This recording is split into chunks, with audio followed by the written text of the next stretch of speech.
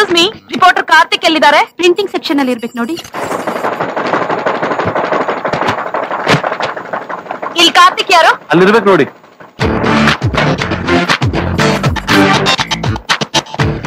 ಏ ಮಿಸ್ಟರ್, ನೋಡಕ್ ಒಳ್ಳೆ ಜೆಂಟಲ್ಮನ್ ತರ ಇದ್ದೀರಾ, ಸ್ವಲ್ಪನೂ ಕಾಮನ್ ಸೆನ್ಸ್ ಬೇಡ್ವಾ?